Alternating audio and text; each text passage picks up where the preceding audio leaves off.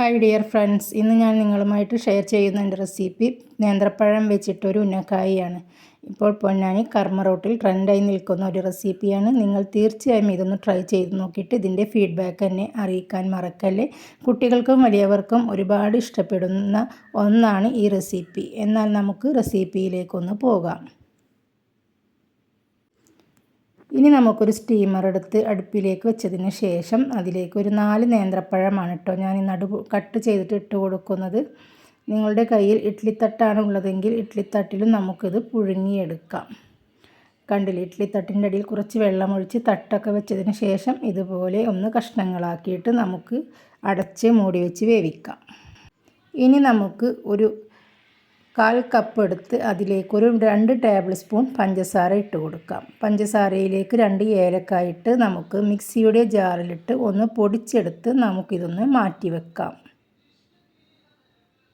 ഇനി നമുക്ക് അടുപ്പിലേക്ക് ഒരു പാൻ വെച്ച് കൊടുക്കാം.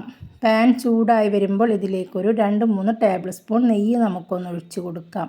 നെയ്യ് മെൽറ്റായിട്ട് വന്നാൽ നമുക്കിതിലേക്ക് ഒരു 1/4 കപ്പ് മുന്തിരിയും ഒരു 1/4 കപ്പ് അണ്ടിപ്പരിപ്പും കൂടി നമുക്കൊന്ന് ചൂടാക്കിയെടുക്കാം. അണ്ടിപ്പരിപ്പൊന്ന് ബ്രൗൺ കളറായിട്ട് വരണം, മുന്തിരി ഒന്ന് വീർത്ത് വരണം.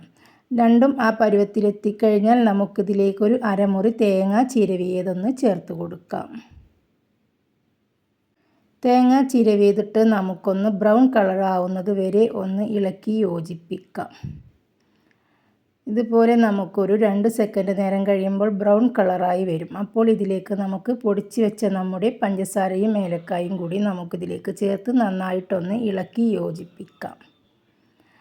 2 സെക്കൻഡ് നേരം ഒന്ന് ഇളക്കി യോജിപ്പിച്ചതിന് ശേഷം നമുക്ക് തീ ഓഫാക്കി നമുക്കിതൊന്ന് ഇറക്കി മാറ്റി ചൂടാറാൻ വെക്കാം.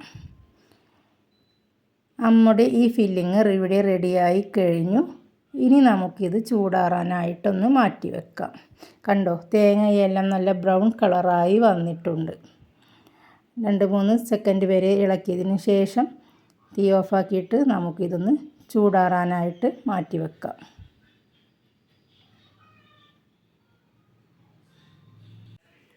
നമ്മുടെ നേന്ത്രപ്പഴമെല്ലാം ഇവിടെ ചൂടാറി വന്നിട്ടുണ്ട്. സ്റ്റീമർ നമ്മൾ ഓഫാക്കിയിട്ടിട്ടുണ്ടല്ലോ, അതിൽ നിന്നും നമ്മുടെ പഴങ്ങളെല്ലാം നമുക്ക് പുറത്തെടുത്ത് വെച്ച് ചൂടാറിയതിന് ശേഷം ഇതുപോലെ നമുക്കൊരു ബൗളിലേക്ക് ഇട്ട് കൊടുക്കാം.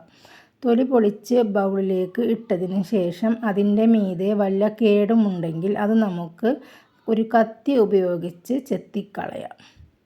ഇനി നമുക്ക് ഈ പഴത്തിൻ്റെ നടുഭാഗം ഒന്ന് കീറിക്കൊടുക്കാം. ഇതിൻ്റെ ഉള്ളിലുള്ള ഈ സീഡ് നമുക്ക് ആവശ്യമില്ല. അതുകൊണ്ട് നമുക്ക് കത്തി വെച്ച് ഇതുപോലെ നീളനെ നമുക്ക് അരിഞ്ഞെടുത്ത് ഇതിൻ്റെ ഉള്ളിലെ ഈ ബ്ലാക്ക് സീഡ് നമുക്ക് എടുത്ത് കളയാം. കണ്ടില്ലേ, ഇതുപോലെ വേണം നമുക്ക് ബ്ലാക്ക് സീഡെല്ലാം എടുത്ത് കളയാൻ. എന്നിട്ട് ഒരു മാഷർ വെച്ച് നമുക്ക് ഈ പഴമെല്ലാം ഒന്ന് ഉടച്ചെടുക്കാം.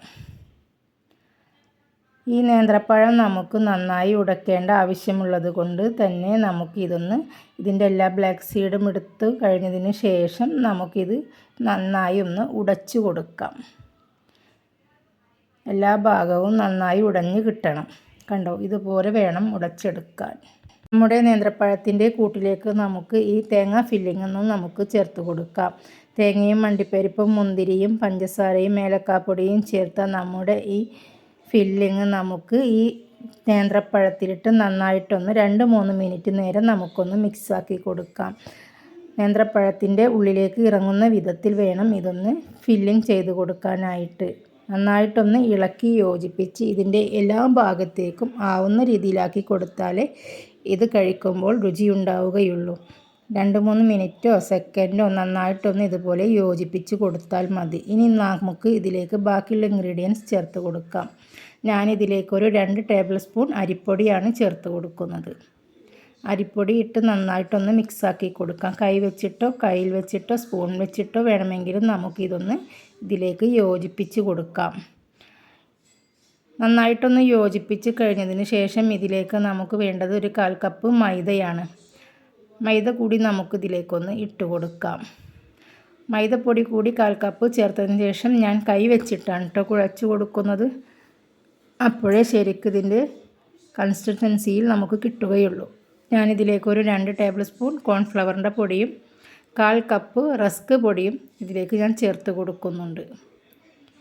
ഇനി നമുക്ക് ഒരു കോട്ടിങ് തയ്യാറാക്കാം. 1/2 കപ്പ് മൈദമാവ് എടുത്ത് അതിലേക്കൊരു നുള്ളു ഉപ്പ് ചേർത്തതിന് ശേഷം 1 കപ്പ് വെള്ളം ഒഴിച്ച് നമുക്കിതൊന്ന് കട്ട കെട്ടാതെ ഒന്ന് കലക്കിയെടുക്കാം. ഇത് നമുക്ക് ഫില്ലിങ്ങിന് വേണ്ടിയിട്ടുള്ള ഒരു കൂട്ടാണ്.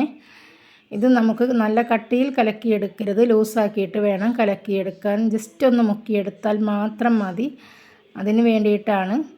നന്നായിട്ടൊന്നും നമ്മുടെ നേന്ത്രപ്പഴത്തിൻ്റെ മേൽ ഒട്ടിപ്പിടിക്കേണ്ട ആവശ്യമില്ല. ഒന്ന് ജസ്റ്റ് ഒന്ന് മുക്കിയെടുക്കുക. അതിനാണ് വെള്ളം ഒഴിച്ച് നമുക്ക് ഇതിലൊന്ന് ലൂസാക്കി എടുക്കുന്നത്.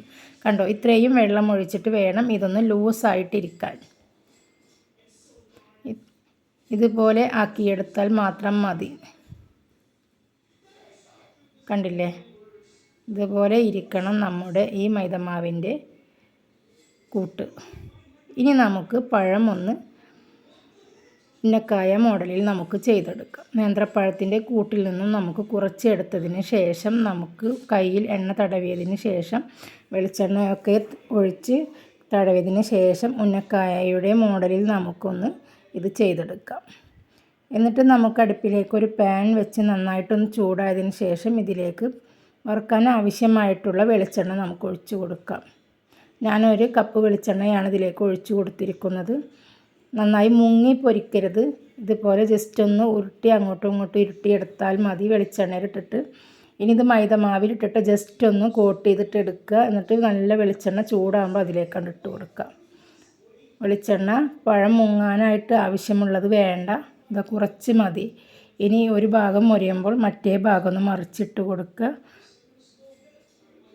അങ്ങനെ ഇതിൻ്റെ എല്ലാ ഭാഗവും ഇതുപോലെ ഒന്ന് തിരിച്ചും മറിച്ചും ഇട്ട് നമ്മൾ വേവിച്ചെടുക്കുക. നല്ല ബ്രൗൺ കളർ, സ്വർണ്ണ നിറത്തിൻ്റെ കളറായിട്ട് മാറുമ്പോൾ നമുക്കിത് കോരി മാറ്റാവുന്നതാണ്. വളരെ രുചികരമായ ഒരു പലഹാരമാണിത്. കുട്ടികൾക്കും വലിയവർക്കും ഒരുപോലെ ഇഷ്ടപ്പെടും. കഴിക്കാനൊക്കെ വളരെ രുചിയാണ്. കോൺഫ്ലവർ പൊടിയും ക്രിസ്പിനെസ് നൽകാനും റസ്ക് പൊടിയും അതുപോലെ തന്നെയാണ്. അരിപ്പൊടിയും മൈദമാവും ഒക്കെ ചെല്ലുമ്പോൾ നല്ല സോഫ്റ്റും ക്രിസ്പിനെസ്സും ഉണ്ടാവും. ഇത് കഴിക്കാനായിട്ട് നല്ല രുചിയുമാണ്. നിങ്ങളിത് ഈ ഇഫ്താറിന് കുട്ടികൾക്കും ഇതുപോലെ ഒന്ന് തയ്യാറാക്കി കൊടുക്കും. അവർക്കിത് തീർച്ചയായിട്ടും ഇഷ്ടപ്പെടും. മധുരം കൂട്ടുന്നവരാണെങ്കിൽ കുറച്ച് പഞ്ചസാരയെല്ലാം ഇട്ട് കൊടുത്ത് ഇതുപോലെ ഒന്ന് തയ്യാറാക്കി കൊടുത്ത് നോക്കൂ. അവർക്കത് തീർച്ചയായും ഇഷ്ടപ്പെടും. നിങ്ങൾ ആദ്യമായിട്ടാണ് എൻ്റെ ചാനൽ കാണുന്നതെങ്കിൽ പ്ലീസ് ഒന്ന് സബ്സ്ക്രൈബ് ചെയ്ത് ഷെയർ ചെയ്തൊന്ന് സപ്പോർട്ട് ചെയ്തേക്കണേ. Okay, bye bye.